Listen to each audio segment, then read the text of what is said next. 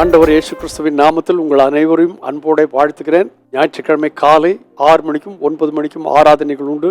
மாலையில் youth ministry, சாயங்கால கூட்டம் எல்லாவற்றிலும் வந்து பங்கு கொள்ள கர்த்தர் உங்களுக்கு உதவி செய்வாராக. வெயில் காலம், வெளியிலே போகும்போதும் வரும்போதும் ஜாக்கிரதையாய் உங்களை பாதுகாத்துக் கொள்ளுங்கள்.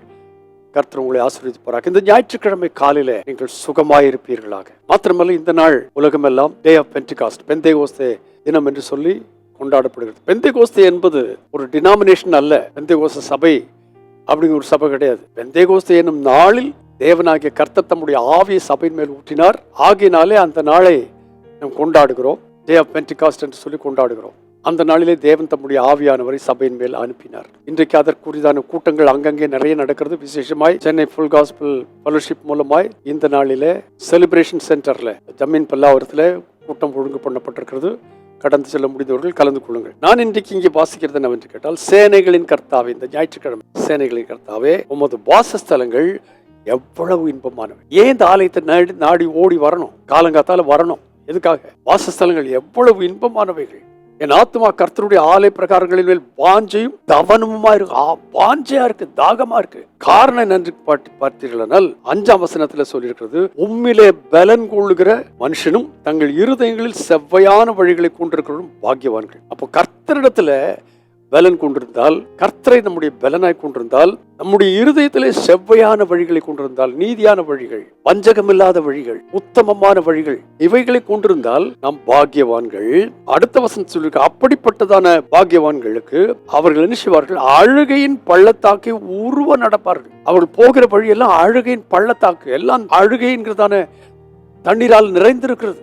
ஆனால் அதில் அவர்கள் உருவ நடந்து அதை நீரூற்றாக்கி கொள்ளுகிறார்கள். அழுகையின் பள்ளத்தாக்கில நீங்கள் நடந்தால், அதே வேளையில கர்த்தரிடத்திலே பலன் கொள்ளுகிறவர்களாய் இருந்தால், உங்கள் இருதயத்தில் செம்மையான வழிகளை கொண்டிருந்தால், நீங்கள் பாக்கியவான்களாய் மாத்திரமல்ல, அழுகையின் பள்ளத்தாக்கை உருவ நடந்து நீரூற்றாக்கி கொள்ளுகிறார்கள். மழையும் குளங்களை நிரப்பும். மாத்திரமல்ல, அவளுக்கு இன்னொரு பெரிய ஆசீர்வாதம் காத்திருக்கிறது.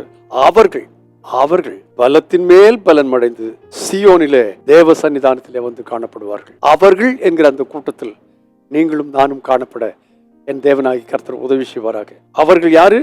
உம்மிலே பலன் கொள்ளுகிற மனுஷர், இருதயங்களிலே செவ்வையான வழிகளை கொண்டிருக்கிறவர்கள், அழுகையின் பள்ளத்தாக்கி உருவ நடக்கிறவர்கள், நீரூற்றாக்கி கொள்ளுகிறவர்கள். அவர்கள் நானும் நீங்களுமாயிருக்க இந்த கால வேளையை கர்த்தர் உதவி செய்வார்கள். அவர்கள் பலத்தின் மேல் பலன் அடைந்து சீயோனிலே தேவ சன்னிதானத்தில் வந்து காணப்படுவார்கள். பரிசுத்த பிதாவே இயேசுவின் நாமத்தினாலே பலத்தின் மேல் பலன் அடைந்து சீயோனிலே உம்முடைய சன்னிதானத்தில் வந்து காணப்படத்தக்கதாக இந்த நாளில் எங்கள் ஒவ்வொருவருக்கும் நீர் ஒத்தாசைப்படும். நீர் அதை செய்தீர் என்று நம்பி உமக்கு ஸ்தோத்திரம் செலுத்துகிறோம். துதிகா நம்மெல்லாம் உமக்கே ராஜா, இயேசு கிறிஸ்துவின் நாமத்தில் பிதாவே, ஆமென். ஒரு முறை கூட சொல்லுகிறேன், உம்மிலே பலன் கொள்ளுகிற மனுஷன் தங்கள் இருதயங்களில் செவ்வையான வழிகளை கொண்டிருக்கிறவர்கள் பாக்கியவான்கள். அவர்கள் பலத்தின் மேல் பலன் அடைவார்கள், சீயோனிலே வந்து காணப்படுவார்கள். God bless you abundantly again and again and again and again. Amen.